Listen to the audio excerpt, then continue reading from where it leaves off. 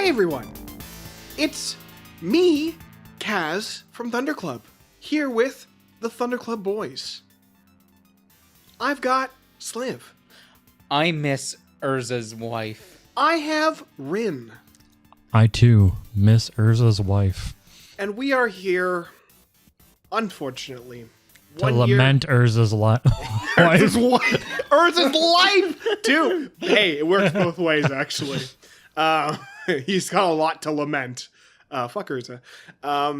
We are here a year early. We notably make a Magic podcast every 2 years, but we have decided to go supersonic fast.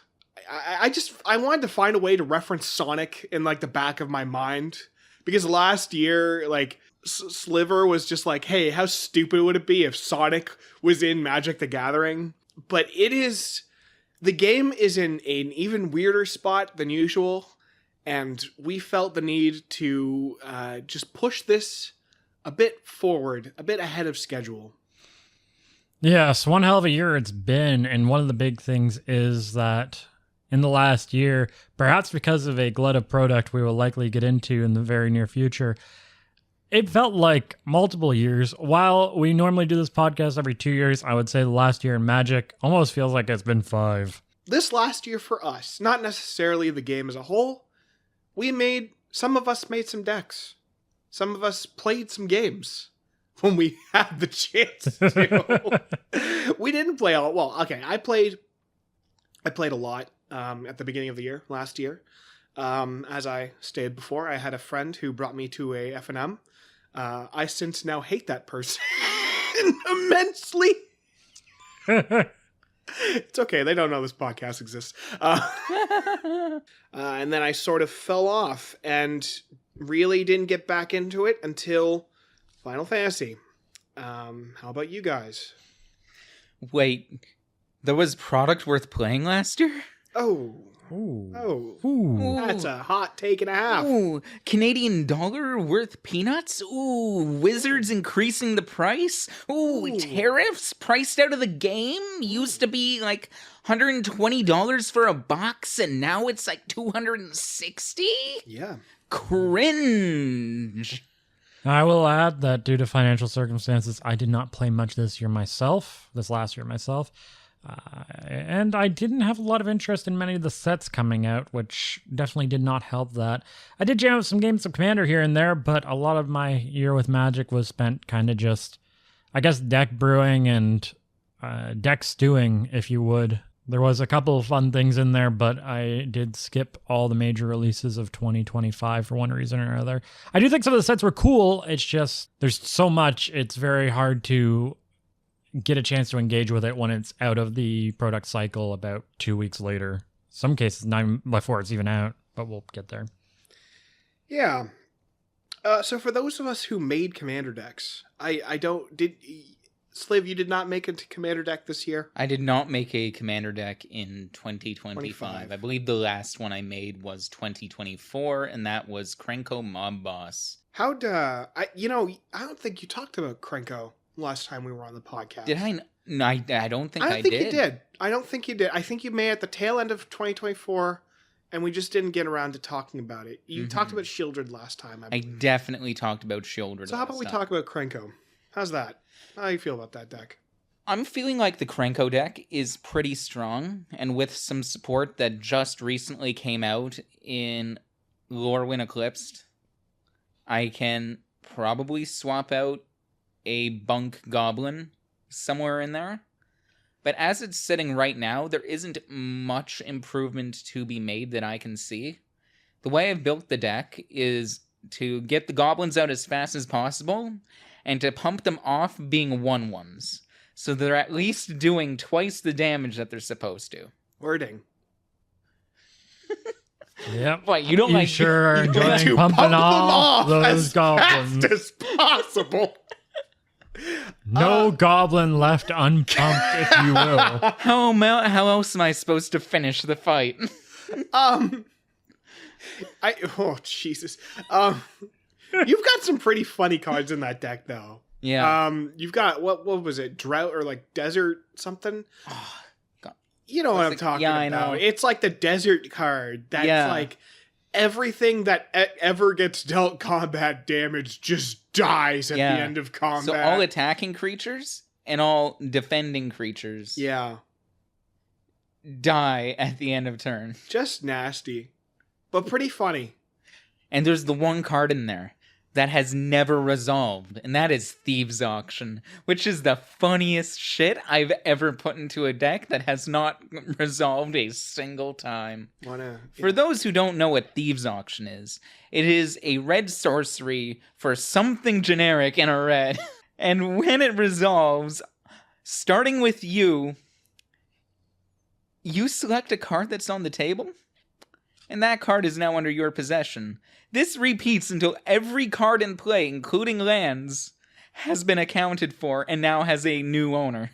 So you want to take away all your boys, triomes, stuff like that, unfix their land, get them to not play the game. You'll still have friends after that, right? Rin, how about you? What decks did you make? Well, I built a...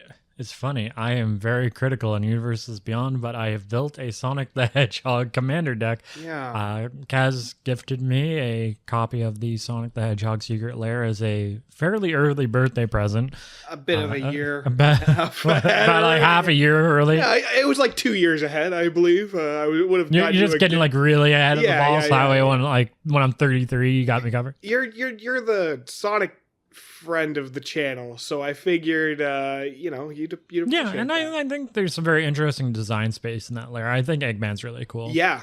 Yeah. But I built a Sonic commander deck. There's a couple of cards I want to add still. There's a I can't remember the name now. There's a card from Bloombar I want to add to it. One thing that's really funny though is that playing Sonic is almost like antithetical to the character. Absolutely. You want to just hit all of your things a little bit. You want to beat up all your friends. Yeah. Just a little bit. So that way you get a bunch of triggers on Sonic. But like Sonic wouldn't do that. The flavor of it is obviously that like when anything he takes stands up for his friends. Well, I mean like the flavor, like why you get treasures is like everyone's dropping rings. Yeah. But to play the deck, ideally, it's just you punching all your creatures. Yeah. Like I have like what's it like Tremor and stuff, Yeah. which is like deal 1 damage to everything. Yeah. So like I want all my dudes to take a little bit of damage, not die, but just a little bit, take a little bit of abuse so that way I get some value out of them. It's weird, but it is flavorful, so I think it is kind of a win in a way. And it's definitely a fun deck. Yeah. I've had fun playing it. I haven't had a chance to play it too much yet, but Yeah. the games I have played, I've had a lot of fun with it. I made 6 or 7 decks since the last time. The Gonti one, the Kaima one, which I was excited about last time, and so Kaima, okay, I was excited for Kaima because Kaima goads creatures. He goads every single creature that you have an enchantment on. So the whole idea of Kaima is to put enchantments on your opponent's creatures. Main problem with the deck is that when anyone kills Kaima, you've just given all of your opponents a shit ton of nice enchantments that usually are like benefits to you, but generally buff them. And it's like, damn, this is completely offline when the commander's gone. I really liked the goad mechanic. I really, as I said before, wanted to cause that chaos. And I think I might have found it with Thantis. Thantis the Warweaver is a 3... it's a 6-mana bastard spider. Vigilance, reach, because spider. Main ability, everyone has to attack. Every creature able to attack has to attack. And if anything attacks me, Thantis gets a +1/+1 counter. It is the deck that I now pull out when I want a game to go by quickly. Because what it inevitably means is that people are swinging early. People have to figure out who's taking the damage. There was some pretty degen stuff I got, though. Like putting Vigor in at the same time, which made all my stuff lose or negate combat damage and get it as +1/+1 counters. But I was still the first one out of that game, and I'm just glad it happened. So, yeah, I like Thantis. What do you guys want to build next? What are you guys thinking? I think I said this last time. You did. I did. Tom Tom Bombadil. Bombadil. Yeah. Sagas. Endless sagas. Yeah. Gib, please. Or my namesake, Sliver Legion. Yeah. There's always new commanders that I find that I'm like, I'm going to build a deck of this. And I have like a stack of them that I need to go through. Yeah. And also some decks to upgrade right now. I think right now my focus will probably shift over towards upgrading what I have. But I have found some really funny ones. Someday I do want to build Gabriel Angel Fire, which is a very you have to build him a very specific way. He is a very old creature. So he is a 4/4 for 2 white, 2 green, and 3 generic. At the beginning of your upkeep, choose Flying, First Strike, Trample, or Rampage 3. Gabriel Angel Fire gains that ability until your next upkeep. There is a really weird deck tech that I read about this. So I found the article here from Michael Solani on Commander's Herald. Rampage 3 is the ability that matters here. So we're going to go forward and talk about how you win with him. Yeah, I was going to say, because the rest of that I know. Yeah. I don't know what Rampage 3 is, so I'm sure it means everyone discards their deck. So Rampage 3 is a triggered ability that reads, whenever this creature becomes blocked, it gets +3/+3 until end of turn for each creature blocking it beyond the first. Okay. I think I understand now. So what, you just like get effects that are like, this has to be blocked by all creatures or some shit, and then by it getting blocked by multiple creatures, you pump it, you give it trample, and the stupid flying angel just randomly like like tactical alpha strikes Tactical like everyone nukes else. the fucking one fucking opponent to death. Okay, I get it immediately. It is. funny. It's a very specific deck tech. I do want to build it one day because it seems really funny. I was gonna say I only saw it in like a super old art. I'm guessing He's never been reprinted. great. Okay, that's what I like to hear. I joined the Church of Gabriel Angel Fire through a 25-cent bulk bin at a random LGS I my. visited. Oh my. Which seems to be one of my favorite places to find new commanders. I like weird, janky, strange commanders. I like doing things that are a little bit different than normal. I feel a heavy critique I have of like a lot of things coming out, especially like targeted towards commander, is like you get a lot of the same going on. So many decks are like, I want to build a bunch of small idiots that are going to just like run into you, or I'm going to build one really big idiot that's going to run at you. Voltron, yeah.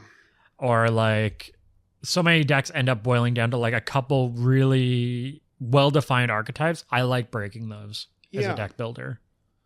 Like my favorite deck is Quain, which is everyone draws forever, and it's a little bit different than a regular group hug in my opinion. Yeah. No, for sure. And it is fair because when everyone has access to their decks in their entire hands, somebody should have an answer to the bullshit you're putting down. Yeah, exactly. So when you win with Quain, I legitimately think it is a failing on the rest of our parts. Yeah, exactly. I know it was especially a failing on your part because you had a fucking Vandal Blast. You could have killed his treasures. You could have gotten rid of his artifacts, but you didn't, and he won with fucking Second Son. I'm sorry. Sometimes reading your cards is harder. Sometimes than reading your the deck cards. does not explain your deck because there's not enough time to read your deck. I remember I got that win. So I got a win with Approach of the Second Sun for people listening. Yeah. And I remember immediately afterwards, you like pulled me aside and you're like, okay, you got your one. Take that shit out of your deck. It's staying. Yeah. I think I found my favorite, like, what's the term we're using this? Is Kindred. Yes. I really, really, really like fairies. Okay. Gaz gifted me for my birthday last year. It was actually your built. I gave it to you 3 years ago for your birthday last year. Before it came out, yeah. Exactly. Yeah. The Fae Commander deck from Wilds of Eldraine. Yeah. And I've really enjoyed that deck, and I'm looking forward to upgrading it, especially now that there's some more fairies. I see a particular Bitter Blossom on a stick that that deck could really benefit from. Yep. A while ago I made for Pork Chopper a little weird Squall deck that is... I wanted to make for him because it's his favorite Final Fantasy character, but that deck functionally is not new player friendly. It is very technical. It is very... Squall is all about bringing 3 mana permanents from your graveyard to the battlefield. And so what you can do with him is like bring back a Fleshbag Marauder, Fleshbag Marauder makes everyone sacrifice a creature. You sacrifice the Fleshbag Marauder, you hit with Squall, you do it again. And like, it's stuff like that, like winning in weird unconventional ways that like to a new player like him, like isn't really something I think he could entirely grasp. Plus, it's like, it makes you also go Voltron because Squall wants to attack alone. And Voltron, to me, is incredibly boring. Because it's the same strategy every time. It's like that one time I played the Cloud deck, and you stole Cloud, and what did the deck do? Fuck all. It was like it just completely, every single Voltron strategy like falls apart the second you remove a commander. Yeah, I'm now going to convert that Squall deck into the new Squall deck with the theme box, and I think that is more punchy. It seems more fun. I think he'll enjoy it more. And for myself, I am also trying to make my first 5-color deck. The only thing that's holding me back is the amount of fucking choice I have, because I want to make Terra. I want to build Terra Magical Adept, who, just like Tom Bombadil, wants to make sagas, and I am looking at every fucking saga in the entire game as an option for that deck, and it is rough. Because I have so many options. So... I'm excited for her, though. So we've had the fun, and now let's get into the meat and potatoes. We talked about what we enjoyed, and we might talk about some other things we enjoyed along the way, but oh boy. Okay. We gotta start off on a dour note with our... dour note for 2025? Innistrad Remastered. Yeah. Oh, Innistrad... Let's back up. Yeah. Okay, sorry, Wait, I'm getting ahead of myself. 2025? Yeah, Beginning. so good sign of how much product is coming out is that I forgot Innistrad Remastered happened, and right. I think part of it is that it was out for like only 2 weeks or something before Aether Drift came out, which is the one that I'm gonna bitch about. Way to grenade your set, like yes. I did not get a chance to play Innistrad Remastered, which it's a shame with Innistrad is that there's some really great sets in there and some really fun sets to play, and then there's some kind of really mediocre stuff. Quite a bit of Hunt and Vow has not aged all that great. Yeah, I mean, that was the crux of why I completely avoided this product, actually, is that I remember 4 years ago when Double Feature came out, and we were like, this set sucks because you have vampires that make blood tokens and you have vampires that don't make blood tokens. And now the synergies are all fucked because they didn't have that in mind. So you're gonna give me all of Innistrad together? That just seems like more of that. I will say it's obviously, in this case, luckily it's been curated. Double Feature, the issue was you smashed 2 sets together and you just had a giant card pool and it sucked. Double Feature was just Vow and Hunt smashed together in black and white for no reason. Yes, I almost did forget to mention in black and white. Yeah, ruin the card art, make it black and white. Like, don't make new card art for this Double Feature set. Also, why would that make sense? Also, I have to say, and at a premium price. Why? Yeah, at a premium price. Well, that was cursed. I will say though, a box of Crimson Vow is still like $80. Yeah. It's... what's a real shame? I like Innistrad. I like that plane. But whenever I hear the name Innistrad, I am like getting Vietnam flashbacks of the day and night cycle. That is the first thing that comes to my mind. Day and night And it wasn't is a shame. that bad. Like, it's a pain in the neck to keep track of, and at least they landed on something that worked eventually, because Innistrad block, like original Innistrad block, you had to transform based on what the card said. It wasn't like, oh, if you do this, this happens. It wasn't a static effect. And I don't know what Shadows over Innistrad did. No, I didn't play at that point in time. And Eldritch Moon, I think that was included in that 2 set blocks. Yeah. But at least they made it consistent. Day and night is something that happens. I think the main issue is that once you've introduced it to the game, you have to track it forever just in case. Yes. Yeah. If that wasn't so much the problem, it wouldn't be so bad. I do remember I did troll, I believe it was you one game, where I said, don't attack me or I'll make you miserable. Yeah. You attacked me, and I just introduced the day and night cycle in the game for no reason. A previous friend of mine wanted to make a deck that just introduced a bunch of like random shit to keep track of, and I remember like the first thing that person mentioned was day and night cycle. Excuse me, Kaz? That was me. It wasn't. It totally was. Okay, maybe you also did it too. This Okay, is maybe him- Sliv at some point wanted to make a deck. This is him dropping, you're not his friend anymore. Day and night, the Monarch, the Ring Tempting. Let's bring energy in. See, okay. That's the thing. You've said 3 things that only you need to keep track of. You need to keep track of your ring. You need to keep track of your energy. There was another thing there that I missed. The Monarch is everyone, but the Monarch is easy. The Monarch is a card on the table that has a very easy ruling. At your end step, you draw a card. If you hit somebody, you get it. I think it makes Commander Knights better, by the way. I like the Monarch. I love the Monarch. I think it's a very good mechanic. Even if I mostly, and you mostly, introduce it through fucking Starscream. But going back to Innistrad, I will say, to my understanding, anyone who did play Innistrad Remastered in the whole 2 weeks it was the set to play, apparently had a great time. I've heard it's actually a very well-curated set and very enjoyable. Great. I have not seen it for sale anywhere since those 2 weeks, basically. Yep.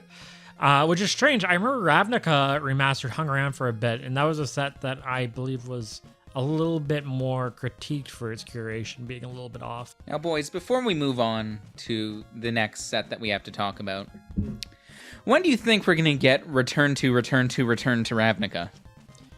I think, and I think I heard the prof say this too, I think that Innistrad Remastered, because it probably didn't do as well as it should have because of Aether Drift, I think we're done with return sets for a while.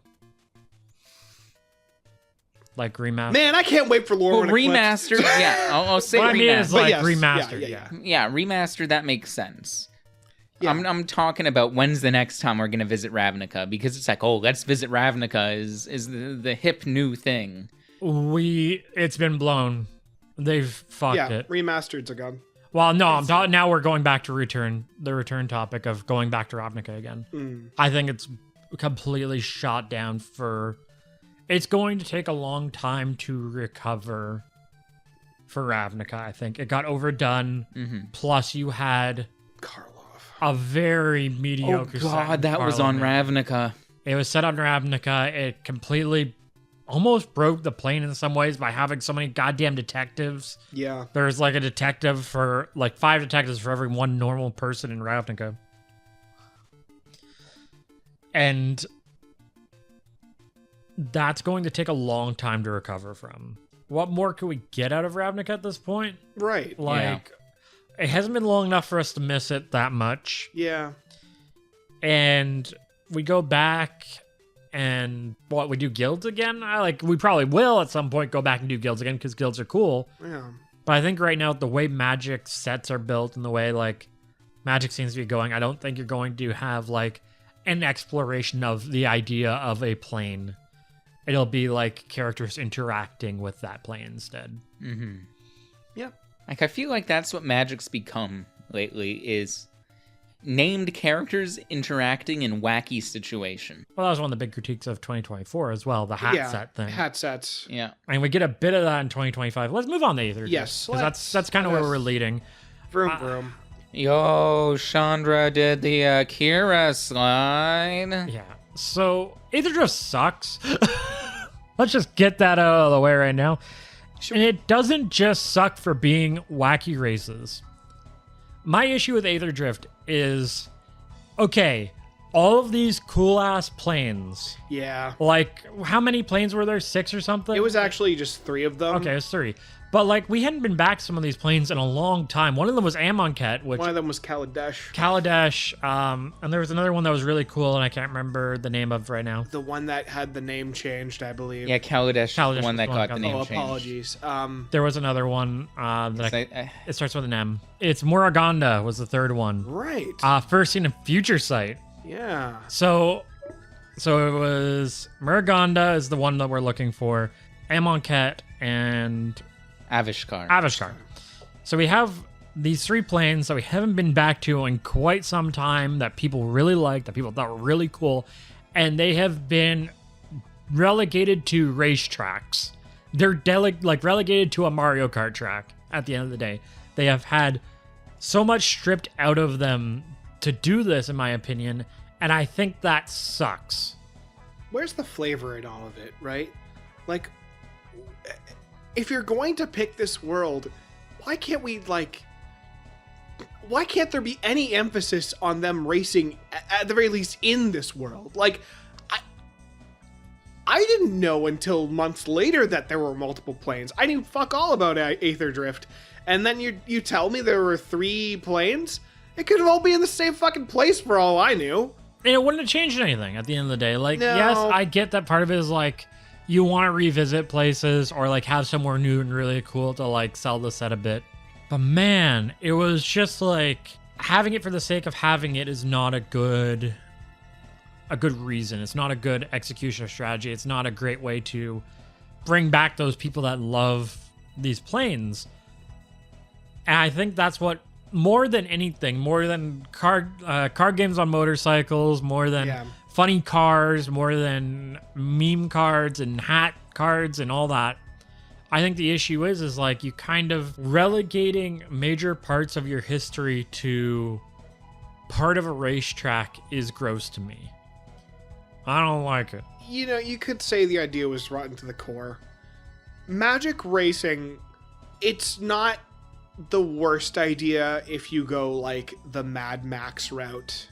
You know, if you go something, I mean, Mad Max is all that really comes to mind, to be honest. Mad Max. You know, keep it in the desert, obviously. You know, maybe just keep it on Amonkhet. You don't need, like, because that's all I remember from the set is just dusty roads and deserts, to be honest. But it wasn't Mad Max. It was Mario Kart. It was Garfield Kart, really. It was just silly. I vividly remember a couple of interesting commander designs from that deck. Set. I'm thinking of the decks in particular. The precons had very interesting commanders that I did not buy either of. But, and I built the Gonti from that set, and I think he's a very interesting card. He's got, he's really weird, actually. I like that every time you hit an opponent, like an opponent hits any of my opponents, they get to steal a card from the top of their deck and then play it for play it and use any type of mana to play it. It gives stealing to everybody, and it is weird. It is interesting design space. It makes the whole table want to steal shit. I think that's cool, and that was a card from that set, but it sucks that it was from that set. Yeah, I don't really have anything more to say about it other than Aether Drift was about as shit as I thought it would be. Oh yeah, like I remember I heard people said that the pre-release was bad for it, the draft environment was bad for it, the cards weren't that good, there wasn't value in it. Like it was a loss for everyone. Yep. And the less time we spend on it, the better. So let's Aether Drift the hell out of here. Wait a minute! Why is Garrick in a slime? What's he doing in a slime? Why is he in a big gelatinous mass? What's going on there? Ah! Which lands us onto the plane of Tarkir with Dragons of Tarkir. Tarkir. No, it was from Tarkir. 2013. Tarkir Dragonstorm. Yeah, that one. Man, such a cool looking set. I wish I'd played it. Of the sets last year, that's the one that I'm like, man, it is such a shame I was not around to play that one. I mean, Aether Drift was like such a wet fart that I stayed away from the game, and I feel like I kind of regret not coming back for Dragonstorm. I'm about 2 packs of it, and those cards were sick. Yo, Ugin is fuckable again? You are making a reference to an Ugin is out in-joke. of jail? I mean, it's not as much. It's Ugin the okay, everybody. Ugin the ineffable is effable again. There, everyone knows the joke now. There we go. But like, that set was sick. I think they really fucked up with the release of that set, because I would have put it after Final Fantasy. The more I've thought about that set, the more I've been like, okay, you get in fucking hundreds of people, fucking thousands of people on Magic Arena with that, and then you show them Dragonstorm, which is like a core Magic plane, and they will understand that like they can like Magic for Magic. They don't have to like it for the property that they got in for. But instead, it's releasing right after Aether Drift to, maybe bring people back after Aether Drift. Aether Drift. I really wish. Yeah, my biggest regret of the year was not being in for Dragonstorm. It seemed really cool. I've heard the draft was okay. It was probably the most Magic set of the year, I would say. Yeah. And it's a shame none of us really have much to say about it. Yeah. It's a shame that like it's almost awkward in a way that we have a lot of passion towards the things that went wrong this year. Yeah. The things that went good this year, it's kind of like it's challenging to come up with things to say, like different ways to go like, oh yeah, it was really good. It was really awesome. I like this. Yeah. You can get really creative when something sucks ass. Now, if no one has anything else to say about Dragonstorm other than it's rad, and it was unfortunately after Aether Drift, I will now spend 80 minutes talking about Final Fantasy. Alright. I want to talk about the good of this set first. Final Fantasy is fucking amazing. I think it is by far the best draft experience I've ever had in this game. I think the putting equipment down and putting them on and having a body for them that they kind of stole from. There was the Mirrodin mechanic where it's like this equipment came down with a token. They kind of stole that from that set, so it's not new, but it was very flavorful in that, they were like, it was like Final Fantasy jobs. It's like a little character that has a job, and the job is the equipment, and it was great.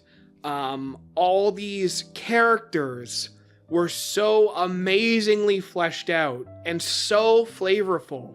There's a couple of duds for sure, but like, oh man, Xenos, dude, like, how do you not, like, even if you're not a Final Fantasy fan, how does the text, like, how does all of Xenos, the card's text, like, not make you think of, like, I don't know, think of being an arch villain on a tower, being a drama queen and saying, you in particular, when you in particular lose the game, I win. I love that. I think that is beautiful design space, and it is so incredibly flavorful for that character. I will not go into everything, but I will have to talk about my favorite character Edgar, because he actually got 2 cards, and they're both amazing. Not in terms of power, but in terms of flavor. His first card is he brings artifacts back from the graveyard, and then his second ability is that he gets buffed for your biggest mana value artifact. And that is like bring things back from the graveyard. That's like him using his tools in the game. He's like a king, but also a machinist, so he's like using his tools. And then, you know, him buffing is like, if you ever play Final Fantasy VI, like early game Edgar is like you just killing everything with a crossbow, essentially. I don't know. I think it is so emblematic of this character.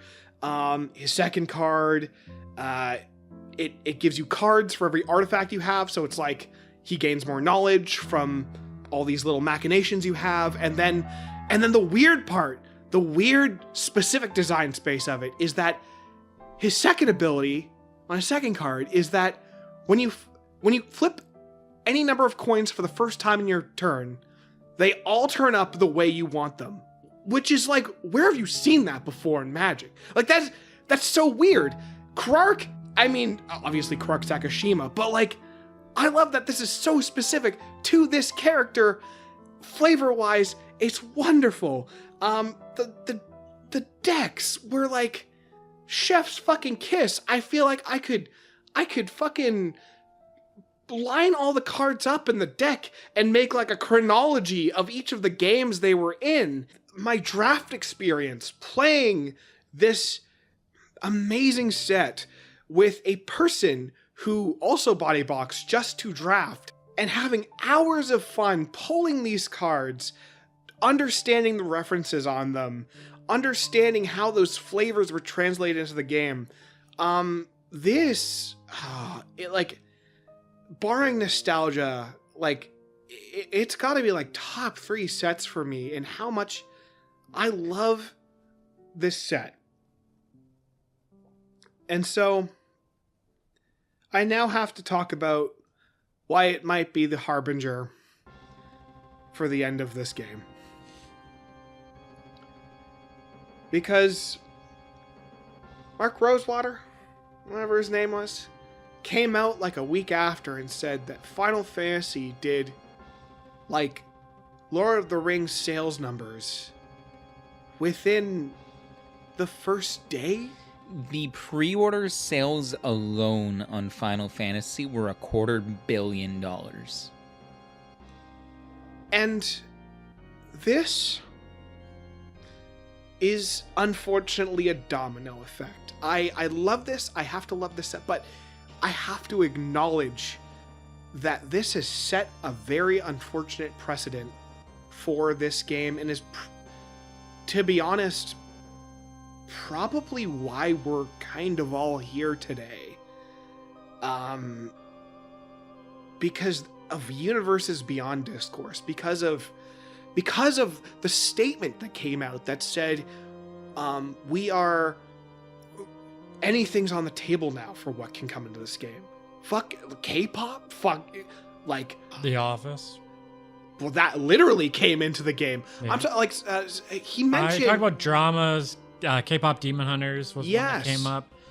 Stuff like that. I'm VTubers. I saw VTubers mentioned at some point by like official Magic people, and it's like, oh man, oh fuck, this thing that I love is like opened the door for for E. And I know you can't, I know you who is hearing me right now cannot see what I'm doing, but you can feel it. You can feel that property that you don't like slipping in the door, because Final Fantasy has blasted it right fucking open for everything.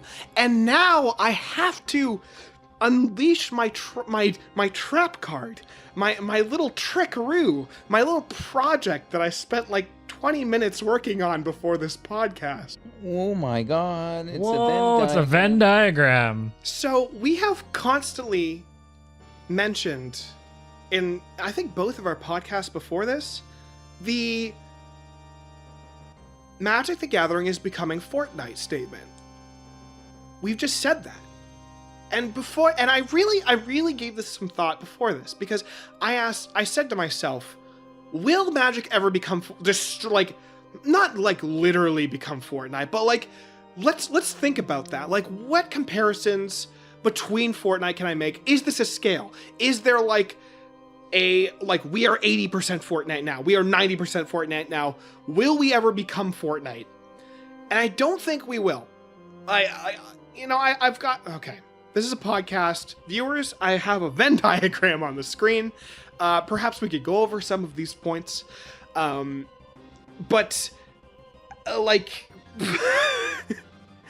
Essentially, what the point of this is I started playing Fortnite.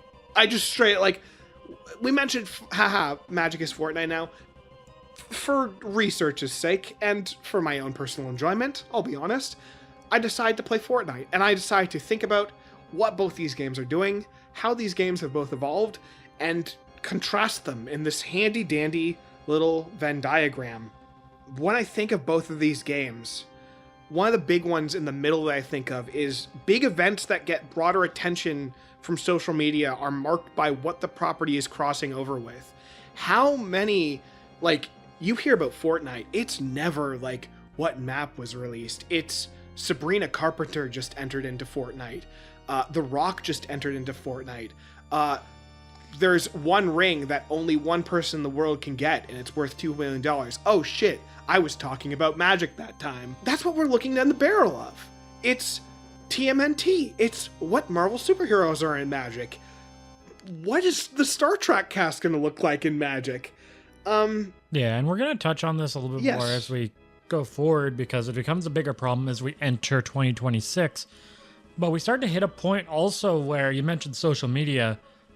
The actual in-universe Magic sets are getting completely snubbed for Universes Beyond sets that in some cases are coming out 6 months down the line. Yes. To put a pin in the Final Fantasy discussion, I think if you are like us, and this is all my opinion, but if you are like us and you see this game you love, and you see that you are now inundated on things like EDH Rec, 10 different Spider-Man card, or like your EDH Rec, like every site is recommending not things from Magic universes. It's all Universes Beyond. It's now all, properties you don't give a shit about. We can go back. We still have those cards. We can choose in our own little circles to play the game we love if we wanted to. Magic discourse, Magic is going to be talked about. It's going to be the crossovers, but like, we still have decks from when we were in high school.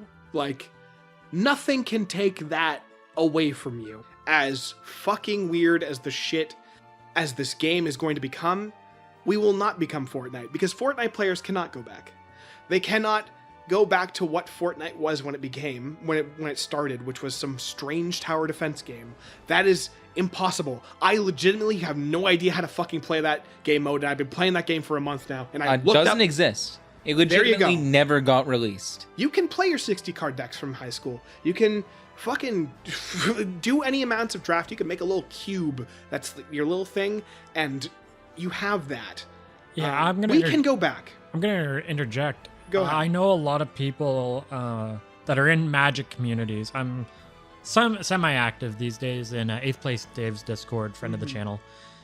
I've seen a lot in the last year, both like, first off, mood is fucking dour towards the game for a lot of people. Yep. But on the flip side, I'm seeing a lot of people going, oh yeah, I built my first cube, or oh yeah, I drafted a cube, or I got to try out a vintage cube, or I got to play a cube for this set. I see a lot of that going on now, where people are just making cubes of what they want to play instead of going through the process of filtering through so many different cards. And I really think that rocks. I think Cube is a great way of engaging with the game in a way that you curate what you want. We mentioned remastered sets. You can make your own remastered set. Yeah. Final thoughts on Final Fantasy. It was fucking impossible to get. It's still, like, impossible to get. Oh, yeah. No, What the hell? that is worth mentioning that prices before launch were already skyrocketing. Insane. We ended up getting infected a little bit in the Magic community with the Pokemon investor bro types. Yeah. And their story does not have an happy ending in this card game, thankfully, as of now. So, there's that to look forward to on our little timeline, but it was a problem for Final Fantasy where people couldn't get their hands on the cards, especially if you wanted a collector booster. Like, I think a single booster was the price of, like, collector booster boxes for some sets. Dude, like, a year ago, I was like, I've got enough money in this set to get one of everything, like a fucking idiot would say. Like, I ended up getting, like, I think with my store credit, it was $800, and I got 2 booster boxes, 2 decks, and I was thinking, like, surely the collector booster boxes would be like $400, $600. My LGS had that shit up for like $1,200 on release. Like, bro, It's insane. it was like, okay, this is the one set I would do collector boosters for, and now I don't have to. because it's like, well, I now have everything. I've bought the singles of everything I want. I don't want a serialized card. I don't really need those super expensive cards, and I have the nice Terra artwork from Nobuo Uematsu.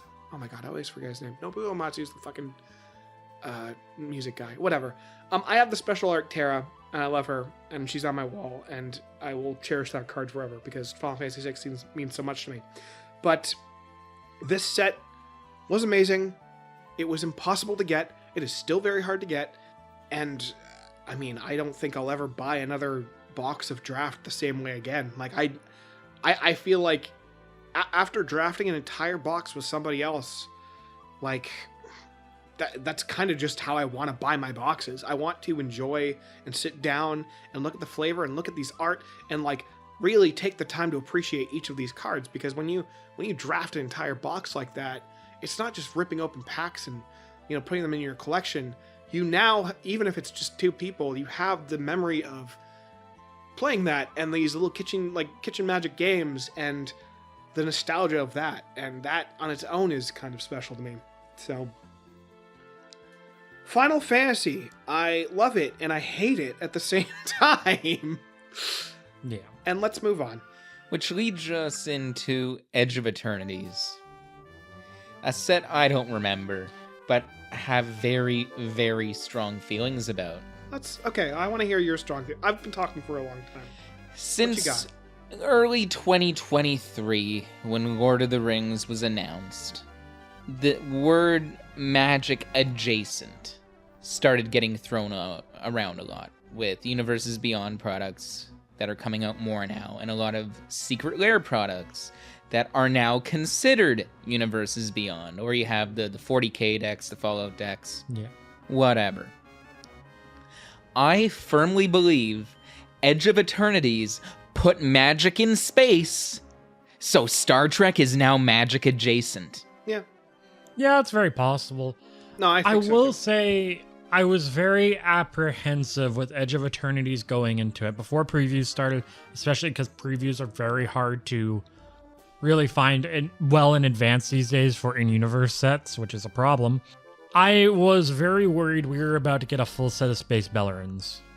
That the old unset card was just going to get printed in universe, and that was just what Magic was going to be. Luckily, it did not go that badly. Edge of Eternities was, by and large, to my understanding, a very good set, and had some really fun cards, and managed to handle that space transition very tactfully, all things considered, with how Magic has been by and large as of late. In my opinion, it's, you want to call it a hat set, sure, and a lot of people do, but unlike hat sets, like, it was Magic in space, but it took itself seriously. Yeah. Sure, there was like an Among Us joke here or there, but Like, the artwork was on point. The, like, feeling of different worlds was on point. Like, when I looked at what was being portrayed, I saw space, but I saw something that would also be in Magic. There's just a lot of weird horror tentacle things in Magic already. Sure, I could see that being some weird squid monster on a planet. Again, a lot of really interesting designs. We have that shrimp that fucking turns artifacts into foods. Are you telling me a shrimp fried this rice? It is. I mean, I would build it, but everyone else builds it, so I'm not too interested in it. It's almost like everyone loves it, so yeah, I don't feel the need to build it. I actually really dug that set. I had a very good pre-release. I really liked the deck. I feel like I had a couple different options if I wanted to go with that. I kind of had to go. Really wanted to go to pre-release because I couldn't go to Final Fantasy pre-release because it was $100 everywhere. Yeah. And so I saw, Edge of Eternities for $40, and I'm like, yes. A lot of really cool cards. Warp is an interesting mechanic. Yeah, I love it, but I would also agree with Sliv. It feels like it's the runway for Star Trek. Yeah. But yeah, it was cool. And I believe our opinion last year was like, this is gonna be fucking Infinity Plus. Yeah, like I said, I felt Yeah. I felt we were staring down the barrel of Space Beller in the set. I thought this was gonna be shittier than Aether Drift, but like this was solid. Yeah, no, like you gotta give kudos where it's due. However, this set was very heavily grenaded by the existence of a certain other set coming out right after. Yeah. I don't know the exact timeline, but I believe it was like... It was very close. Pre-release weekend, we were seeing Spider-Man. Oh, we were seeing Spider-Man previews. Well, that's true, yeah. On top of yeah. Edge of Eternity's, Avatar. And we were seeing Avatar during Edge of too. Eternity preview season. Yeah. So we were seeing previews for two other sets, and people didn't know what was going to be in Edge of Eternities. I remember this being a huge problem.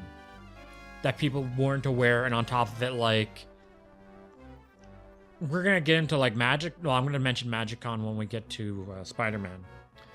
Sure. Because MagicCon, I heard a lot was affected by Spider-Man being out. I mean, do we have anything else to say about Edge of Eternities? Do we want to get to MagicCon? Well, we got to talk about Spider-Man first, I think. Sure. Oh, So- Edge... Oh, sorry. One last thing. I think stations are cool. I still don't know how I feel about legendary artifacts being in the command zone, but I think the station mechanic is very cool, and there is a couple cards I definitely want to build around for sure. Okay. Spider-Man exists. Yeah. Man, this set fucking sucked. Yeah. Just straight trash. So, my understanding of this, and many other people's understanding of this was originally going to be beyond boosters like Assassin's Creed. And when you look at it, it makes a lot of sense that this was going to be a mini set that got bloated. I think everyone's in general consensus on that. Yep. That this was not, like, this was very spider ham-fisted. Let's get an extra 100 cards or whatever the hell out of the set and just get it out there. Comparing it to Final Fantasy, it's like, as I've said before, each one of those cards bleeds flavor. There was a deep love and understanding of Final Fantasy, I think, that went into it. The designers very much loved the property they were working on. You feel none of that with Spider-Man. So much of it is just, here's a creature, we have called it Spider-Man, we slapped Spider Hero or Spider Villain. Yeah. Why do I get to draw a card when, I don't know, I bring an artifact back to my hand? Like, some of the most basic, like, keywords I've ever seen, effects I've ever seen. Like, what, the 5-color commander was, like, buff all spiders or something like that. Something like that. You had, like, so many weird incidents surrounding the set. Like, one of the welcome decks had an exclusive card that was playable, Oh, yeah. like, in other formats. So people were scalping welcome decks, which is the free deck new players get, which is the funniest thing ever to me. You had so many weird situations surrounding this set. And on top of it, it grenaded Edge of Eternities. So I was somewhere in this window, there was MagicCon, and one of the big things I remember this is that there was no Edge of Eternities, despite it being the set that was being played. So there was Spider-Man everywhere, but if you wanted anything that was in universe, there was nothing really for you. You kind of had to go off into a corner and, like, you got your little corner with Edge of Eternities, but everything was Spider-Man, Spider-Man, Spider-Man everywhere. For this set, no one cared about that. They had to invent a new draft format to make it playable as a draft. Yep. That they didn't draft for MagicCon. They drafted Edge of Eternities because it was a proper draft set. Oh my god. And I mentioned earlier where the scalpers get burned. This is where they get burned. Oh, yeah, because they figured Final Fantasy numbers. They figured Final Fantasy numbers. And the thing with Magic players is, if the cards aren't playable, no one gives a shit. And so few of the cards in Spider-Man were playable. God help you if you built a Spider Commander deck at any point, because that's probably the one person that got screwed worse out of all this. Yeah. Have fun ever finding recommendations again. But by and large, Spider-Man sucked. I mean, there was all the funny stuff with them losing the rights for Magic Arena. Yeah. Of course. Who could forget Fleam? Oh, Fleam. God bless Fleam. Fleam was amazing for the 2 weeks until Wizards caught on, and then we're like, oh yeah, we're making a bunch of Fleam products. Now you've killed it. Yeah, that was another factor I almost completely forgot, was that they had to make a second copy of everything. Yep. Also, that means that if you are playing primarily on Arena and you come out of Arena, those cards don't exist anymore technically. So the cards you might have learned are just because there's Spider-Man in the on paper. That's a whole other layer of problems. But going back to MagicCon, I believe that was when a shit ton of secret lairs were announced. A handful of them being Furby and Furby, Dwight from the Office. From that's last year. It's haha, what would be the stupidest thing you can think of to be in Magic? And we went back to Frasier, and it's now we're talking about Dwight from the Office. We are one step removed from that shit. Legitimate. We are one step removed from the Frasier secret lair. Think about that, everybody. That's nuts. Yeah, we're one toss. We're here. We're one toss salad and scrambled eggs away from, especially considering we got bagel and schmear in the friggin' Spider-Man right? set. So we're one toss salad and scrambled eggs away from the friggin' Frasier secret lair. Exactly. Make it a whole set, for Christ's sake. When I realized that, I'm like, fuck, we are Fortnite. We are Fortnite. I almost had to make this Venn diagram to tell myself we are not Fortnite. We have the cards. We can go back. We have our lore. I completely missed that about. That was one thing I wanted to mention about Edge of Eternities. Edge of Eternities lore. Again, they all released it on their website. Edge of Eternities specifically had a choose your own adventure story for its lore, and nobody knows that. Nobody knows that, but me. They didn't advertise it anywhere. Because who does? Because every single Magic release is all they want to promote is what the Universes Beyond are coming out. So, and nobody gave a shit. They'll probably never do it again. So, whoops. Yeah, MagicCon, Dwight, bullshit. Okay. Also, while we're on secret lairs, let's have a little chat about how the system has changed. I believe that was one of the things that either had just changed or was about to change when we did the last podcast. I think it had just changed, actually. We had moved over from print to demand to get in line, idiot.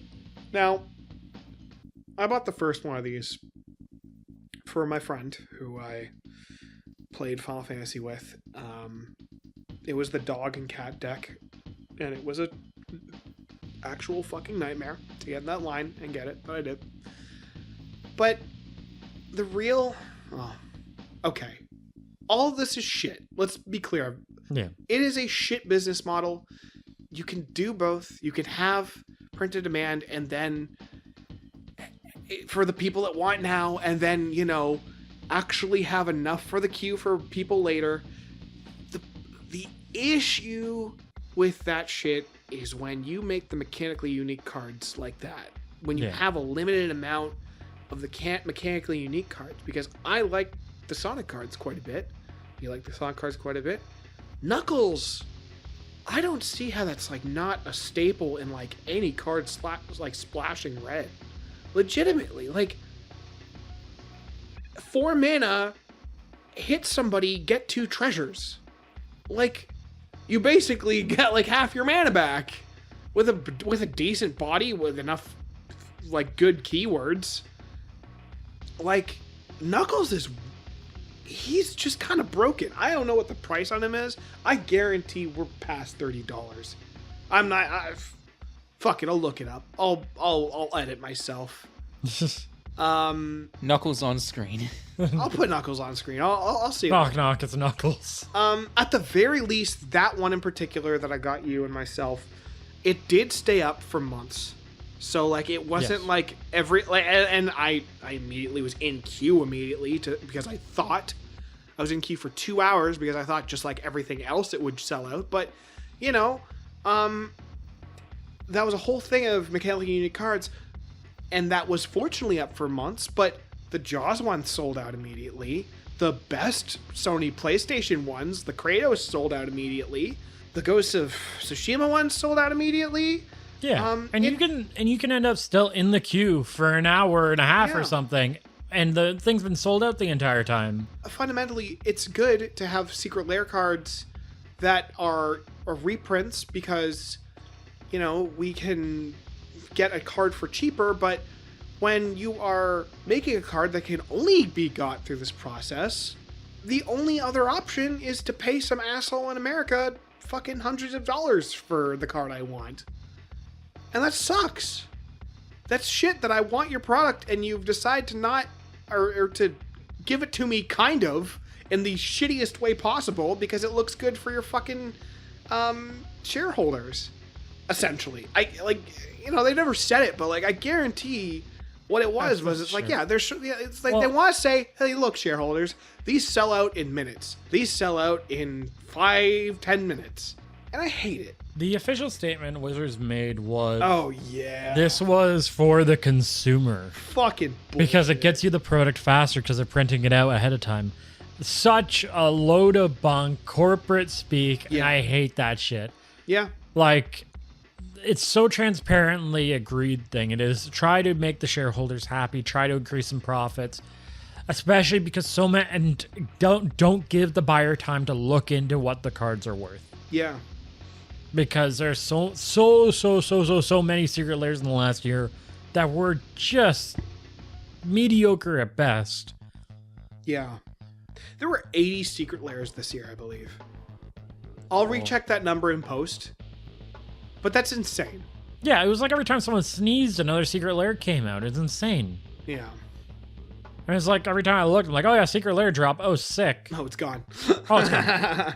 like, and there's something that I'm interested in. You know what? I am really interested in the Dan Secret Lair. Yeah.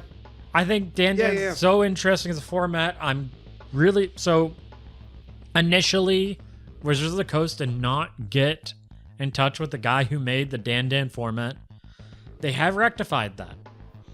They delayed it and they got him involved in it, and I think that is sick. I am glad that they listened to people being upset about that. Yeah, and that's good. And you know, credit where it's due. If it sells out in 30 seconds, I'm gonna be pissed. Yeah. It sort of entirely defeats the point of all that goodwill. Yeah. It is also the same with the Monster Hunter Secret Lair. Obviously, I love Monster Hunter, and they realized they fucked it up horribly. Yeah, the cards didn't match the characters at all. There was no value in it. Just shit like typos. We had actual so many typos in random Secret Lairs this year too. Yeah. Oh yeah, they reprinted Coma, and like the rules text is just wrong. Yeah. We get to move on to Avatar. We can move on pretty much. I will say Magic the Gathering should never be the equivalent of a Tinder profile. Oh man, I love The Office. And that is the card game's personality. Yeah. Oh, geez, Avatar. God, it really was Spider-Man then Avatar, wasn't it? Yeah. I feel like there should have been something in between, but no, everything just went to hell. Right, because we bumped Lorwyn Eclipse to fit in goddamn Spider-Man. Yep. Yeah. Or Avatar. One of the two. I think it was Spider-Man. I think it was Spider-Man. There was some... All I know is that it was like something like they probably had to get it didn't in want a certain time. 3 frame. universes beyond to come out in a row, I believe was the rationale I've been hearing. So Yeah. we got Avatar, which was the set to round out the year. Okay. I heard it was okay. I heard that we opened cards for Christmas. Yeah, we had our Christmas party. We opened up a pack each. Yeah. I heard that the draft environment was decent. I have also seen very negative things surrounding Avatar. Most notably, this recent push to have like screenshots. I believe Spider-Man had an issue with this too a bit. Screenshots or just art from the comic superimposed with just the text on top of it, and it looks like shit. Avatar has this especially bad because it looks like they ripped it from like DVDs from 2002. It was horrifying. My favorite one was the one... Cruel Tutor. Cruel Tutor, the face? Cruel Tutor, yeah, the face. Cruel Tutor, where everyone kept editing the face to be smaller. Yeah.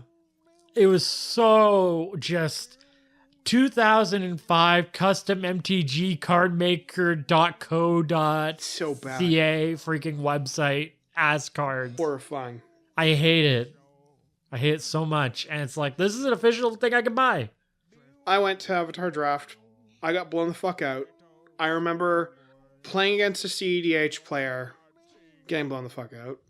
And then him being like, hey man, can I have like a look through your cards? And like looking through everything, it's like, oh, well, you know, if you had this card, it would be like this. And if you had that... And he's like, yeah, I wouldn't build this deck any better than you did, actually. What? I get, like... Okay. I like that we get big, fun, like big reprints in draft packs now. I really do enjoy that. On the draft side, it feels kind of bad when, like, I don't know, out of nowhere, your opponent hits you with, like, the Great Henge or something from fucking Eldraine, which is like an $80 card in the draft. And it's like, where did that come from? Yeah, there's a little bit more of a blow. It's a bit of an issue that's always existed with play boosters. Yeah. That you can go up against someone who got 3 rares in every good. pack. Yeah. And you got 1 rare in every pack, and you just get blown out. I feel like it... this might just be me, but I feel like it has been worse the past couple pre-releases I've been. Like, notably, I remember... Actually, other than Edge of Eternities. Edge of Eternities, I didn't have that. But, like, Avatar, I definitely had that. Wilds of Eldraine, I got fucked up by a guy. I got Bitter Blossom all 3 games somehow. I dug Avatar. I like the show. I've started watching it. I'm most of the way through season 1. There is a weird... It really is weird to go back and watch that show and be like, oh, fuck, I remember that card. Or, oh, fuck, I remember that terrible screenshot. But yeah, again, just like Final Fantasy, I'm sure there were tons of people who were like, this is very flavorful. This really matches the character, and it's cool. Firebending's a neat mechanic. I think Azula is a bit busted. I am tired of seeing her. What's your opinion on waterbending, Sliff? Oh, reading the card didn't explain are the card. we going to talk about this? I forget. This is like the most confusing conversation we've ever had with Sliver. So, when pre-releases or when previews were happening for Avatar, we had a very interesting conversation with Sliv, who for some reason would look at any card with waterbending and read the effect after it and presume that's what waterbending meant. So he freaked out, like, I miss when mechanics just said what they did, and, like, it wasn't something different every time. They're like, why does this waterbending card do something different than the other waterbending card? And we spent probably like 20 minutes attempting to explain to him that waterbending just means you can pay for the cost by tapping lands, creatures, and artifacts. And you were entirely unable to grasp this for some reason. So remember when I said that, hey, I'd like to see more full art cards, like Lightning Bolt, just have nothing on them? Yeah. I don't feel that way anymore. Yeah. Fuck off, Firelord Zuko. Yeah. You deserve that scar for doing that.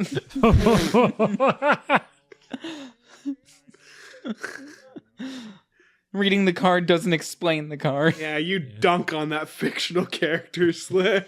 Yeah, I'm gonna dunk on that child. He'd kick your ass. Yeah, he's done. Realistically speaking. Sliv's done, bud. Just like Final Fantasy, I'm sure it got tons of people into the game. I constantly hear stories of people getting into Magic because of Avatar. Yeah. And it was a good set for it. Now, I will say, we're gonna time travel a little bit back to Sure. Final Fantasy for a second. Sure.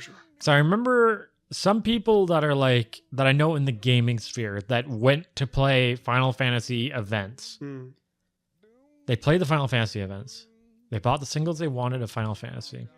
And then they looked at the next set of Edge of Eternities and were like, oh, maybe I'll play it. And they looked at Spider-Man and went, I'm done. That's what I'm saying. You should have put Dragonstorm after Final Fantasy. I do remember this now. I remember talking to someone who was like, I looked at the next set. I'm kind of interested, but I'm not sure if I want to spend $40 on it. The set after that was like, you know what? I don't want to play this game anymore. I'm done. Yeah. I'm out. I don't want, like, why am I playing Spider-Man now? Now, as we move forward in our timeline towards the end of the year, the next set coming up, and as of time of recording, we're in the pre-release weekend, is Lorne Eclipsed. Yeah.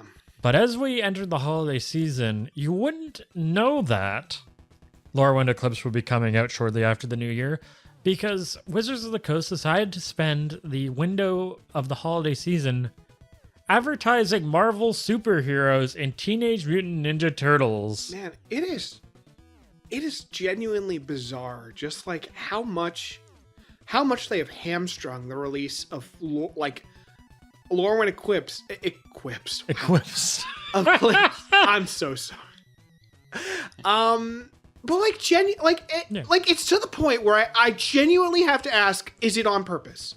Like, it feels like it, because on top of this, like, if we look at the timeline, so right after we recorded that last podcast, or right around when we recorded the last podcast, one of the big things we talked about that we wanted to bring up in this one was they said, we are going to do 50-50 split. It'll be half universe in, half universes beyond. And that lasted all of one fucking year. Yeah. 2026 is the year of more universes beyond the universes within. And then I have to ask the question, if things had gone as planned and Lorwyn Eclipse came out last year, or like in 2025, it is 2/3 of the sets are universes beyond. Yeah, and they don't seem to give, with very few exceptions, they haven't seemed to have given a fuck about Lorwyn Eclipse. And the only exception I can think of is they did those like weird podcast promotionals with the two Boggarts, which are really funny. They're neat, I like them. But that is the only positive thing I can say about the promotion for Lorwyn Eclipse.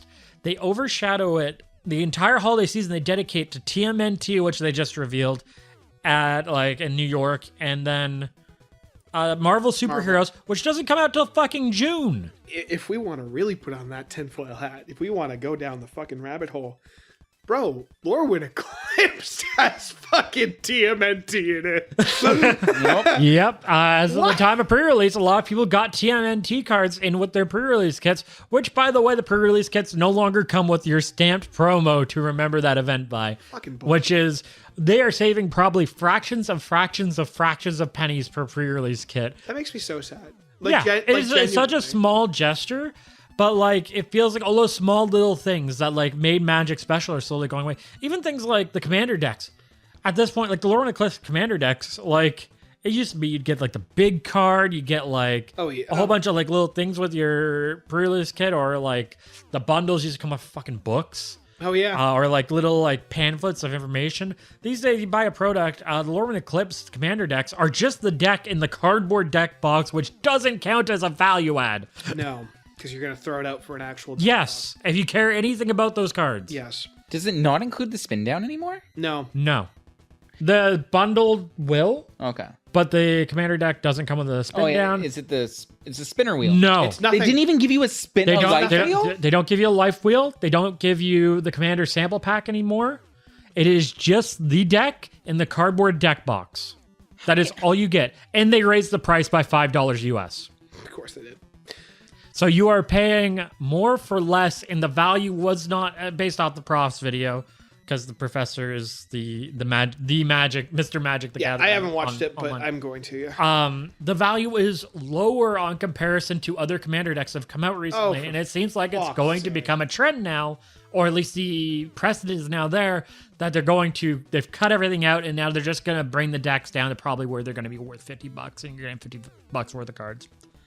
I think it was something like, with non-bulk, it was like 98 or something. So what you're telling me is commander decks are non-playable out of the box. They are. Well, not non-playable. whoa. They're just not as good as they used to be. If you cannot track your life, just buying a box of commander, like a deck of commander, a precon, you cannot play that right out of the box unless you have a pen and paper. Brother, if you don't own pen and paper, yeah, hold on. If you don't own pen and paper and you're buying a Magic the Gathering deck, no, you have your priorities. Like an LGS, right? You're gonna be like, oh, I'm gonna buy like a precon. I'm gonna play with some people there that day. Like, yeah, the LGS is probably gonna have a pen and paper. What LGS isn't gonna have a pen and paper? But really, the life wheel? No, it sucks. It does suck. The life wheel's been gone for a bit now, though. I believe. Has it been? Yes. I bought a couple. Final Fantasy didn't have it. I know that for sure. Because I'm trying to think of what I bought before then. Because I think the last commander deck I bought was a Lost Caverns of Ixalan one, and that had it. Did you buy Lord of the Rings? Had it? Lord of the Rings was before that, but it had it. Yeah. Oh yeah. Okay. Yeah. So you've cut back so much on it, and Lorwyn had so much like shoestring. It got bumped around, and the promotion was kind of weird for it. And it's an amazing set.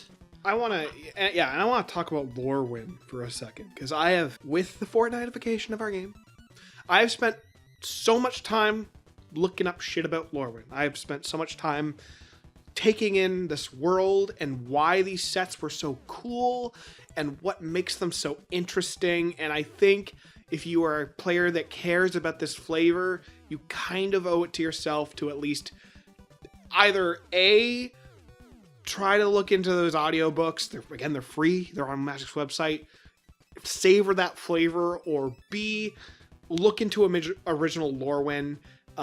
Spice 8 Rack in particular has a fantastic 2-hour video on what makes that set and those Lorwyn and Shadowmoor, what makes those sets so fucking interesting compared to really any set, to be honest. You might end up leaving that video thinking that Eldraine is like Diet Lorwyn. And I love Eldraine. But the more I learned about Lorwyn, the more I'm like, oh man, like this is way better. Which is to say both of them are good, but like fuck. There's a reason the community loves Lorwyn. And I wish that was on everyone's mind right now. I wish we weren't talking about Spider-Man. I wish we weren't talking about Marvel and TMNT and our fucking pre-release boosters and just savoring this fucking flavor. But here we are. I am still getting a box of Lorwyn Eclipsed. Wow, I can't say it. I am still going to do a giant draft with my friend that is also getting a box of Lorwyn Eclipsed. I can't say words anymore. I am going to enjoy the shit out of this set despite the people that make it. Are we done talking about Lorwyn Eclipsed? No. Okay. Good. Fuck you. Good. Okay. So I did we're recording this on the weekend of pre-release for Lorwyn Eclipse. I got a chance to do a Lorwyn Eclipse pre-release back on Friday. It is some of the most fun I have had playing Magic the Gathering in a very, very long time. I am very much someone who prefers a lot of fantasy in my Magic the Gathering. The last set I absolutely loved was Bloomburrow. This was just so much fun. You got to see like so many interesting creatures, so much interesting like design space. The commons even were really fun. I liked deck building in this. I look at the card list and I'm like, there are so many interesting cards I want to try and make work. Maybe if not necessarily in the decks I have, but in other places, like other decks down the road. I had such a blast playing this set and trying it out and talking with other people about it and getting to experience that. I think like a big thing to note is like, if there's a set you're interested in, for the love of God, if you have an LGS near you, go in and try to experience it with other people. I do think there is a very fun aspect of it. It is a shame if your LGS sucks for whatever reason, because I think like if you can find a good LGS and jam out some games with people when that set's first coming out, it can be really fun. And I think I have zero regrets going to that pre-release, you know, like just so many interesting games. Very like the pre-release ended up going long because a lot of people had these really intense back and forth games that would go right down to the wire. And I think that's so cool. Yeah. I think it's so cool to see like people have to get creative in how they're playing their cards and finding new synergies with these cards. And Lorwyn just seems to have nailed it so perfectly as a Magic set. And it is such a shame that we are leaving Universes Within to go to fucking New York next. Again. Return to New York. Yeah. 3 sets in a 12-month period set on the plane of New York? Okay, so let's... North Block. I mean, what do we even have to say about Turtles? There is a fucking Turtles product I am buying. And I mean... You're the problem. I might be the problem. But I am actually kind of interested in the Turtles team-up box. I don't know, it's a game night for 4 people, and Magic wants to try something new. So fundamentally, mechanically, that interests me.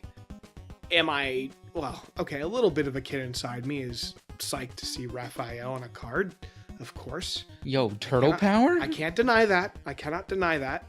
So mechanically, I am interested to buy just that product.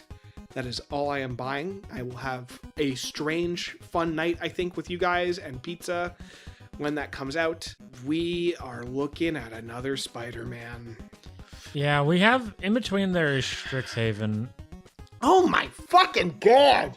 Yeah, so this year it's... Wait, is Strixhaven before or after Turtles? Strixhaven comes after Turtles. Okay, before Marvel Superheroes. Yeah, so basically how this year is going to go is... My year's basically done now, it feels like. Lorwyn Eclipse is coming out now. Then you have Turtles. Yeah. Then you have Strixhaven. Mm-hmm. Then you go back to the plane of New York for Marvel Superheroes. Then you have The Hobbit. Then you have Reality Fracture, which I have some opinions on. And then you have Star Trek. So we go to Strixhaven. Yeah. I know some people love we go to Arcavios, but not to the school of Strixhaven, but they're calling it a Strixhaven set. I know. We're going back to the plane, but it's like people exploring after school. If we can just stop for half a hot second. TMNT's card design. The shit we've seen sucks. Yes. It's shit. It's Spider-Man again. But like not just like it is just like shit comes out, it gets a +1/+1 counter. Yeah. It is fucking creative bankruptcy, and it makes me so sad. And one of the biggest criticisms, once again going back to Spider-Man, is, oh yeah, there are so many Spider-Men. And how much of the set is looking like, oh yeah, here's another Donatello, here's another Donatello, here's another Michelangelo, here's another Michael. And it's like, Christ, if you're gonna make a TMNT set, at least explore the freaking characters. There's so many other characters you can make cards Give of. me Usagi Ojimbo. Give me fucking the Triceratons. Give me Kevin Nash Super Shredder. Like, just like freaking like explore your space. Don't like make it the most surface level, like slap a coat of paint on a freaking dog of a set and just call it a day. I hate that shit so much, and it is the absolute worst of Universes Beyond, and it makes me angry. I mean, in in their defense a little bit, like Avatar did have multiple Aangs, it did have multiple Katars, it did have multiple Sokkas, but each one of them had interesting shit going on. There was a reason. Aang mastered multiple elements.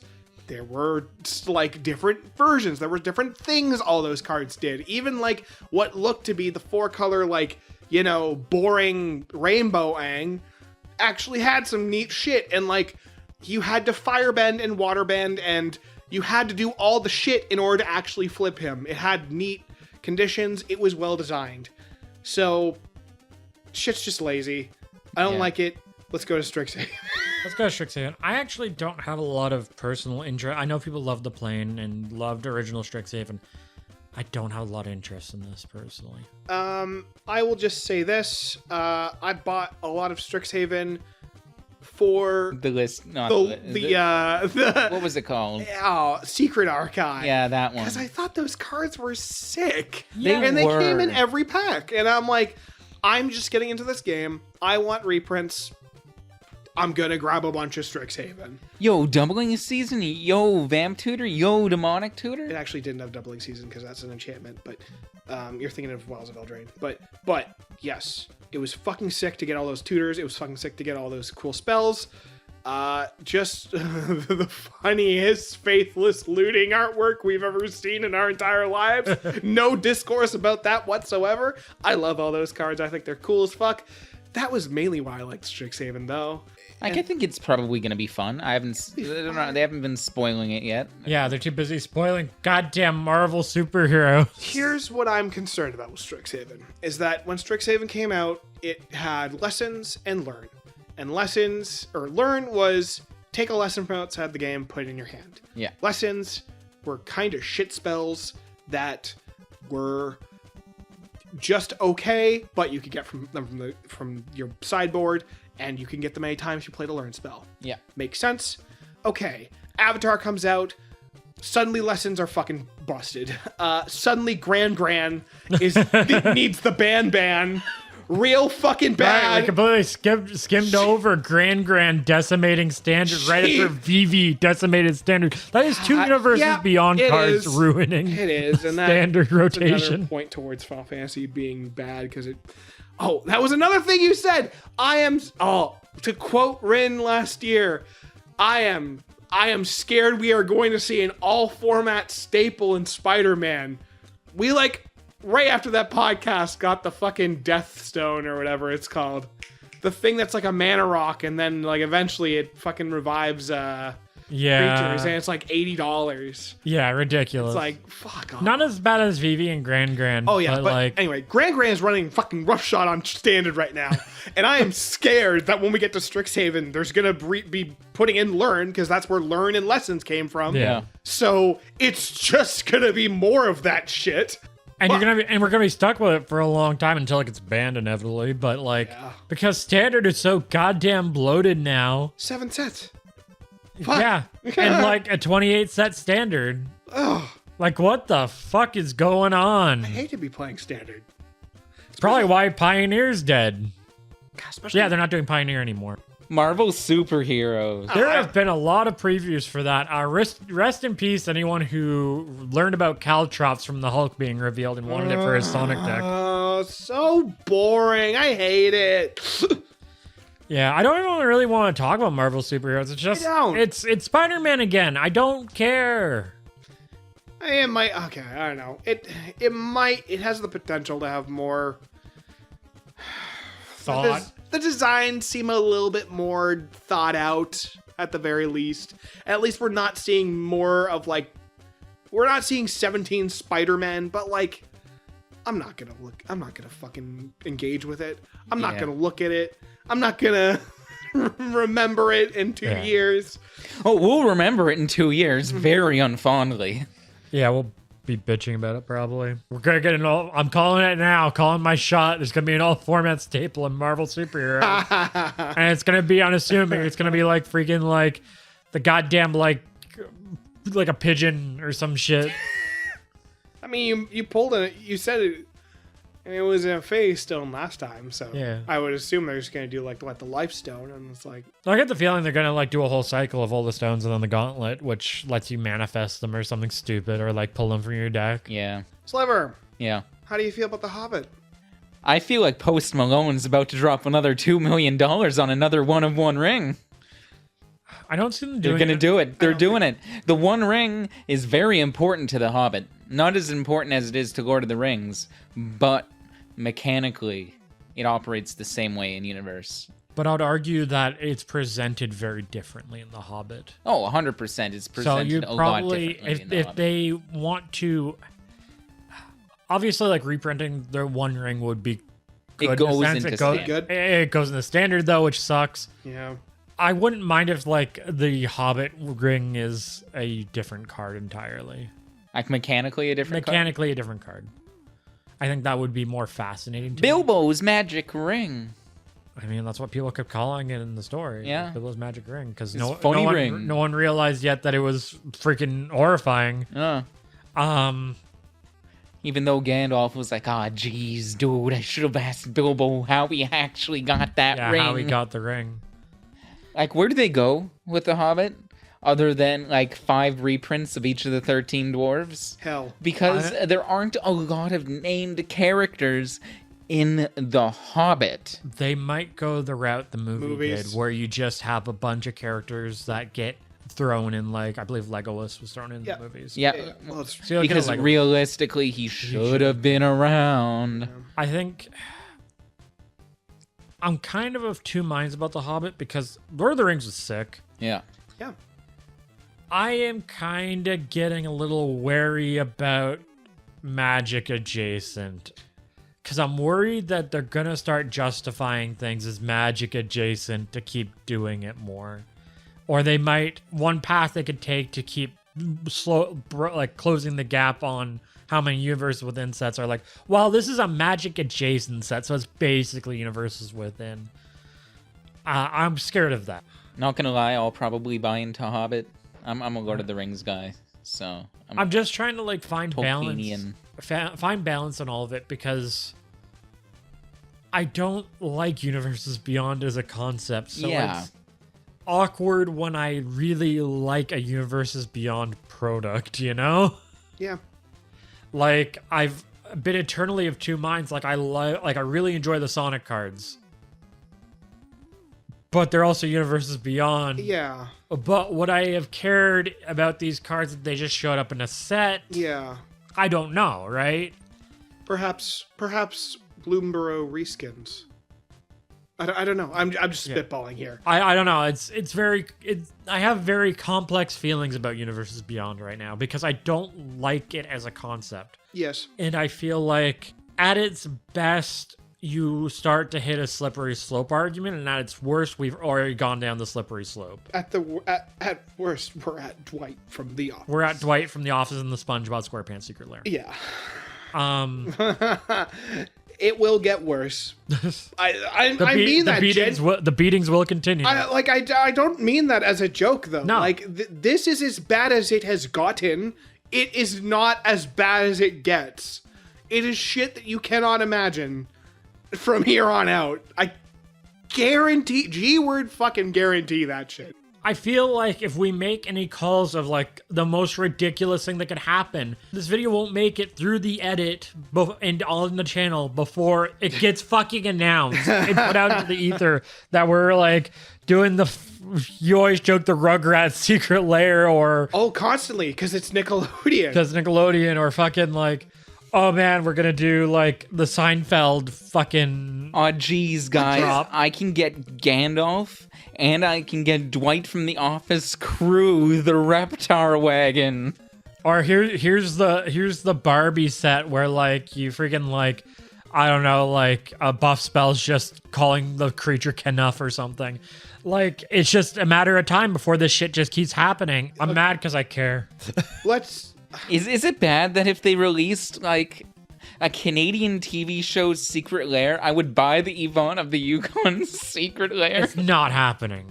That's definitely not. Definitely not happening. Okay. So, I want to put on that tinfoil hat one more fucking time because I think, genuinely, with how they treated Lorwyn, with how they are treating Marvel, I genuinely think we might be looking at them prepping us for a year of just Universes Beyond sets. Here's my crack theory, and I've heard other people echo it. Reality shift is coming. Reality fracture. Reality fracture. My absolute fear is that it's not what people are thinking with it being like a return to time spiral block or anything, or future sight. My fear is that it's going to be the set where the story collides with Universes Beyond and everything's now Universes Within because nothing is Universes Within. Yeah, my headcanon, until proven otherwise, is reality fracture is the multiverse collapses and everything is within. Everything is within. Everything's on the table. I have a theory too, but I'll see you all in the Garrick lecture for that. But like my deepest seated fear is that we're going to see that happen in Reality Fracture. That it's going to be, yeah, so we can print as many Universes Beyond sets as we want because you'll see your beloved Magic the Gathering characters you love and know, like Loot in fucking Marvel set fucking 5. Yeah. The gang go to fucking Wakanda forever, and also Batman's there now because Batman Forever. Well, because Batman, Batman he Forever. with the Teenage Wakanda Mutant Ninja Forever, Turtles. Batman Forever. Yeah, the DC crossover or something coming up, I'm sure. Also, that's the last in-universe set of the year. Only the last set of the year, 6 sets in. Yeah, and Star Trek. And then Star Trek. Which was a conversation that Rin in the Nameless Guest and I had in the early fall of last year, prior to Star Trek being announced. Wouldn't it be wacky and like completely out there if Star Trek got announced and then we started like making magic cards in our heads? It's like, ooh, we can have Umox as an enchantment where it like stuns an opponent's creature because they are just so turned on by the Umox until the Umox counter goes away. My favorite one was we started like coming up with like a bunch of the cards would just be the different Ferengi rules of engagement. Yeah, the acquisition rules. Rules of acquisition, yeah. So, and we were like posting like different Star Trek trading card game cards as a joke. And then it became a set! Yeah, it sucks. So 2027, right? Listen, there's nothing I don't like it. I'm just not a fan of Star Trek. Not to say I don't like it. I just never really watched it. If we have like Captain Kirk fucking, he did a lot of that as a 2/4 like coming out, like or like Captain Picard as like a 3/4, and it's like, bro, these guys are just dudes, right? Like they're good because they're good captains. It's gonna be weird seeing them as a body on Magic, like. I don't like that. I think I feel like, I can't speak from a fan of Star Trek, but I feel like if I was one, there would be some kind of, gameplay dissonance in that way. Yeah, the crossover doesn't work in my head. Like I understand there's a lot of to make a comparison, it's like in Fortnite when you see Kratos doing the thug shake, perhaps. Oh god. You've been broken. The Venn diagram loser. Titans. I can't wait to build my Wesley Crusher Commander deck.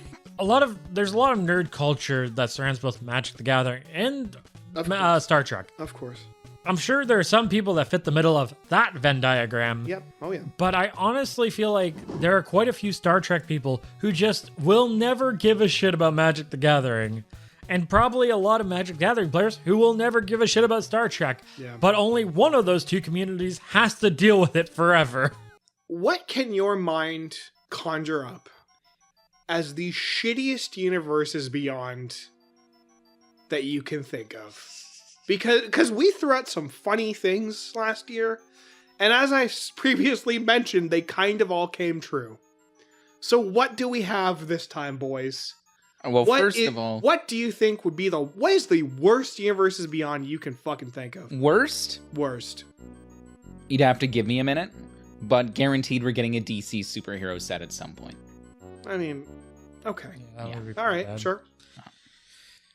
I wouldn't be surprised if they crossed over with another IP with a card game, like Gundam, Sure. or going more into Disney. But I doubt, Disney would want to step on their own Lorcana feet. Rin, what you got? I got a couple. We kind of explored the idea of it a while back in Magic with Duskmourn. 80s slasher villains, just as a Straight up. set. So like Freddy, Jason, Michael Myers, all those guys kind of in a set together. In a set, okay. Or a secret lair, I guess, could happen. I could see that happening. We kind of got there this year with Chucky, Yeah, we got Chucky and we got Jaws. but yeah. Jaws doesn't super Okay. count, but All right. alternatively, we went with Sony mascots. Why not a Halo secret lair? Nothing says magic quite like space people fighting.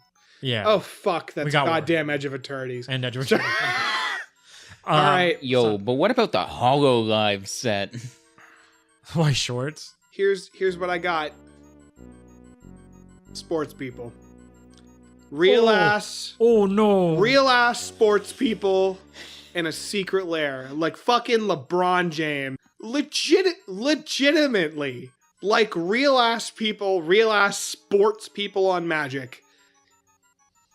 I can't think of anything worse than that. Yeah. I can't. Like real The U.S. people? president set? Oh no! Oh no! Multi-billion-dollar corporation trying to appease a leader. I am simply trying to find the bar. I'm simply trying to find the bar where it is for us. I think that's it. It's like that, just people. Real people, Because we've got celebrities on cards, and we will get more of that on Star Trek. There's one notable exception to that. When it's actually Magic players. So like sure. the Sheldon Member. world champions and stuff, yeah. or Sheldon. That's fine. I think that's fine. But even then, they are as characters. Yeah, as characters. In skins. So I just know that is also a thing that is really cool. That is an example of that working right. But if it's like a sports guy or like an actor that's just the actor other than the Jurassic Park cards. Yeah. We had that with the Jurassic Park. Yeah, we did. Secret lair. But again, that was It was like the character, what the fuck is right? his name? It was the character, not the It was actor. Jeff Goldblum, It was right? Jeff Goldblum, It exactly. was all over. It wasn't Jeff Samuel- Goldblum. It was whatever that character's name. Ian Malcolm. We cannot go back in terms of what Magic is making. Is there a universes beyond you would actually think is kind of cool? Because we're going to see it. Is there something you would actually like to see out of Universes Beyond? A Magic set that might be interesting to you in particular. And If the card game wasn't doing as well as it was, I'd say One Piece, like mechanically, could be a good set. it would be character dense for sure. Yeah. You wouldn't have like the 10 Luffys. No, You'd have 5 Luffys. You have enough random characters. Yeah. You'd probably get at least 3 Luffys, I would imagine. Nah, you gotta have one for each gear, bro. I'll say for me, because, the word magic adjacent gets thrown around a lot. In terms of wizards using it, it is, it is a fake shield that means nothing. In terms of me using it, it is me looking at a card and saying, yeah, that could be magic, right? I look at Final Fantasy, that's magic adjacent. I look at Lord of the Rings, magic adjacent. You get what I'm saying. Yeah. I feel like Dragon Quest would be a good set. And Dragon Quest wouldn't be bad. I think, rest in peace, Akira Toriyama. It might be cool to see a lot of those designs on cards. I think that would be a cool set, and I would like that. Yo, can I have just like a regular slime as my commander? Would that be legendary? You literally- Or probably Yeah, legendary, Like you'd like a legendary creature. platinum slime or something. Unless they fucking change the legendary creature fucking rule for whatever reason, where it doesn't have to be a legendary creature to be your commander. We're finding the bar, boys. That's We're finding the bar. That's a PDH thing. Yeah. I'm really having a hard time thinking of anything. Yeah, because we're all just so low on it, and I get that. Yeah, I think that's part of it. Is like Now, I Ren, like to keep my things separate. hear me out. Toho. as a set, even as a secret lair, that would be a shit show. How would you translate things from the games over into Magic the Gathering? I don't know how you necessarily... Obviously, like, you wouldn't have to one-to-one, but like there is that aspect of translating ideas over. And I like when a set does that, and I feel like it would be a struggle. Also, on top of that, Toho is a niche property. It's Sure. I feel like that would be something that would not get the respect it would necessarily deserve. That said, I would kill for a Fumo treasure token. Of course. And foil and everything. It'd be sick. Yeah, that would be fascinating. I don't know how you would implement. For the sake of ending this podcast sometime this year, I'll go with that. Still have any thoughts? No real finishing thoughts. I think the only thing we haven't gone over is brackets Oh, coming into existence. yes. Oh yeah, that's a change. Brackets replace the old system of just saying your deck's a 7. 7. Now you say your deck's a 2. Yeah. Not a lot has changed. In theory, brackets are a little bit very slightly easier to understand because they're slightly more defined than what the numbers Yes. were. The game changers list still needs some work. Yep. I believe I think the brackets might have been introduced when we did the last podcast. 'Cause I remember you mentioning Teferi's protection. Yeah. I was wondering why it wasn't on there. Yeah. Next update, it was on there. Yeah. Yep. So Cool. so I think like they're slowly getting it under control. I hope that Avatar reprinted Dockside. I hope that doesn't end up getting unbanned. Yeah. If it got unbanned, it would be a game changer. You know, I get it if... I mean, Sliv, how do you feel about the bracket system? Because I feel like I've heard the most complaints from you about this. Well, it's over the course of the year, right? And I still think that power levels are generally the better way to go about things. Though there are things that brackets introduced that are also better. It doesn't help that brackets itself got introduced and then changed in the year. So, like game changers, that makes sense. I mean, it's Like, if you don't want to play with it, you don't have to play with it. If it's But it's entirely about intent, right? Like, you can have 0 Yes. game changers in your deck, and mechanically, it blow everyone else out of the water. Sure. But on paper, it is a bracket 2 deck, Sure. But, right?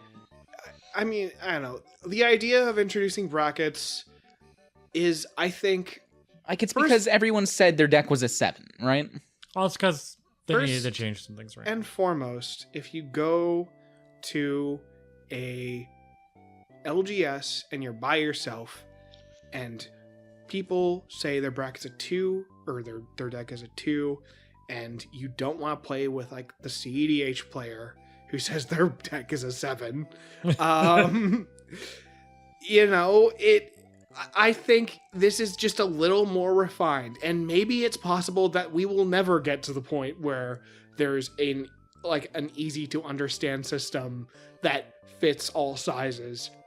But I think it's a step in the right direction. I feel like there's less potential to play against somebody who picked Flubs as their commander nowadays. We'll spend the 20-minute turn. I don't know. I like it. I like the idea of it. I agree it's not quite there yet, but I like the potential of it.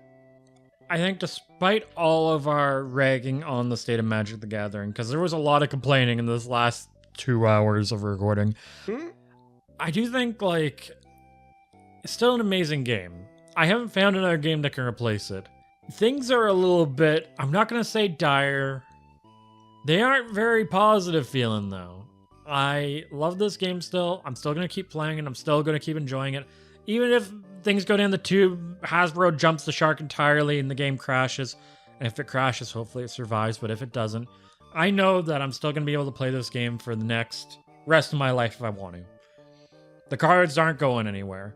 And I think that's the big thing I have to try and take away from the current situation of things, is that while they can really keep messing things up, they can't take away you mentioned it a lot. You can't take away what... We can go back. We can go back. We can actually go back.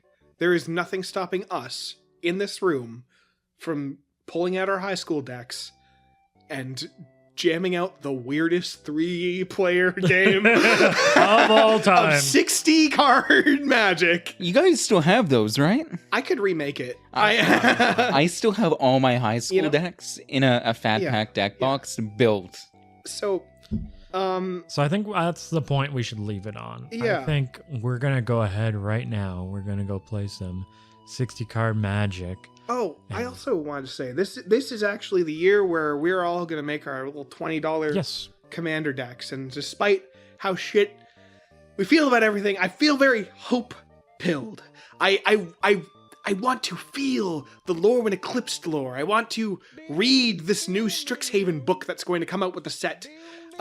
This is going to be a year where I get back into my LGS. I am very excited to talk about how I enjoyed this game, despite everything, 2 years from now. Wow, come what may. So Maybe it'll be a year at this rate, but we'll To see. Kaz, 12 months from now. 2 Yeah. weeks from now. 2 weeks from when, now. when Magic is dead. All right. With me has been I still miss Urza's wife. and Rin. I also still miss his wife. And god damn it, we miss Urza's wife. See you later, everybody. See you in 2 weeks. Come marching home. Went to pre-release. Got fucking destroyed. I hate this game. Paid $40. Little soldier boy. Go to pre-release. Little soldier